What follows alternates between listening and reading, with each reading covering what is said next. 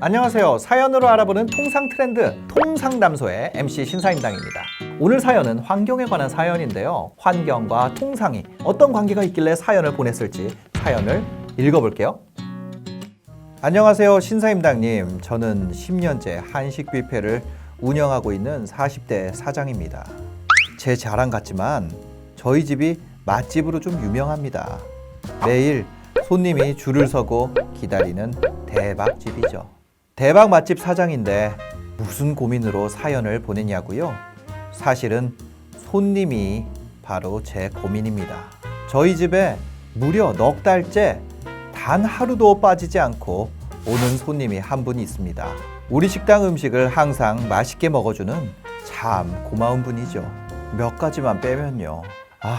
아무리 뷔페라지만 다른 손님의 10배 넘는 음식을 드십니다.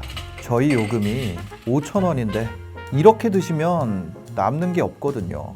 그리고 일회용품은 또 얼마나 많이 쓰는지 한 모금 먹고 종이컵은 휙 한 번 쓰고 젓가락도 획. 손님이 머문 자리에는 쓰레기가 가득했죠. 거기에 퍼놓은 음식들은 반도 안 먹고 버리고 가는 건 뭐 일상이었습니다. 근데 가장 큰 문제는 그 손님 때문에 다른 손님들이 피해를 본다는 겁니다. 결국 A 손님 때문에 다른 손님들은 다 떠났고 식당은 개업 이래 최대의 위기를 맞았습니다. 그래서 전 일생일대의 결정을 했어요. 바로 환경보증금 제도 전격 도입. 다른 손님들을 다시 잡기 위한 선택이었지만 또 고민이 생겼습니다.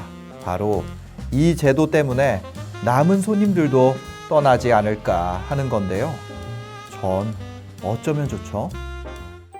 오늘의 주제는 지금 가장 핫하게 떠오른 신통상 이슈 탄소 국경 조정 제도입니다. 2019년 앞으로 이 제도를 도입하겠다고 선언한 이후에 지난 5월 미국까지 도입을 검토하겠다고 선언한 통상계의 뜨거운 감자 탄소 국경 조정 제도는 과연 뭔지, 왜 다들 이렇게 난린지 지금부터 알려드릴게요. 탄소 국경 조정 제도 참 낯선 말이죠. 쉽게 설명하면 탄소 배출량이 높은 상품을 수출할 때 배출량만큼 비용을 더 지불하라는 제도입니다. 그럼 이쯤에서 왜 탄소를 많이 배출하는데 돈을 더 내라는 거지? 하는 생각이 들 거예요. EU에서 발표한 내용을 그대로 소개하면 이렇습니다. 탄소 누출 문제를 해결하기 위해 국경에서 역외 상품에 대해 추가 비용을 부담하게 하자.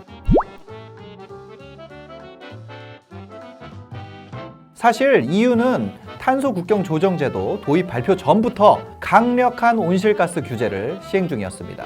그중 하나가 2005년에 발표한 배출권 거래 제도인데요.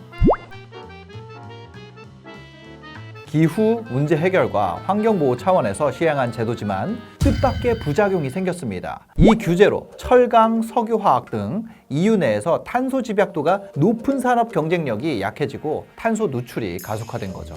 그러니까 제 손에 있는 이 펜을 EU에 있는 기업에서 만들고 있었는데 각종 규제로 세금을 더 내서 제품 가격이 오르거나 생산 자체가 힘들어지는 경우가 생긴 겁니다. 그럼 일부 기업들이 규제가 덜한 나라로 공장을 옮기거나 소비자들은 환경 비용을 부담하지 않아서 비교적 저렴한 이 외국산 연필을 대체재로 구입하는 상황들이 늘어나겠죠. EU 입장에서는 환경 보호 차원에서 만든 규제들이었는데 이걸로 인해서 경제적 타격을 받으니까 당황스럽잖아요. 그래서 이 온실가스에 대한 책임을 EU만이 아닌 다른 국가도 함께 지자. 그리고 EU 영내에서 환경 비용을 성실하게 지불한 기업들의 억울한 피해를 막아보자라는 의미에서 탄소 국경 조정 제도를 도입하게 된 겁니다. 그 의도에 동의한 미국도 얼마 전 도입 의사를 밝힌 거고요. 근데 왜 EU랑 미국에서 탄소 국경 조정 제도를 도입한다고 하는데 우리가 주목해야 하나? 우리나라는 EU의 10대 수입국 중 하나고 주 수출 품목이 철강, 플라스틱, 석유화학, 조선 등 탄소 집약적 산업에 몰려 있거든요. 게다가 우리나라는 세계 9위의 탄소 배출국으로 한 해 무려 6억 1,110만 톤의 탄소를 배출합니다. 그래서 탄소 국경 조정 제도가 미국이나 유럽에 도입된다면 직격탄을 맞을 나라 중 하나다. 이렇게 볼 수 있는 거죠. EU나 미국은 탄소 국경 조정 제도를 도입하면서까지 기후 문제에 적극적으로 대처하는 중인데 우리나라는 뭘 하는 거냐라는 의문이 드는데 우리나라도 기후 문제에 손 놓고 있는 건 아닙니다. 국가나 기업 차원에서 적극적으로 대처하고 있습니다. 정부에선 2050년을 목표로 탄소 중립을 선언했고요. 배출권 거래 제도도 이미 시행 중입니다. 그리고 철강 업계에서도 탄소 배출량을 줄이기 위해 전기나 수소 용광로 전환을 생각하는 업체들이 늘고 있고요. 이미 오래전부터 기후나 환경 문제에 대비한 유럽이나 미국에 비해선 아직은 초기 단계에 가깝지만 그래도 아주 조금씩 이런 변화들에 우리나라도 발맞춰 가고 있는 거죠. 머지않아 다가올 탄소 국경 조정 제도의 시대.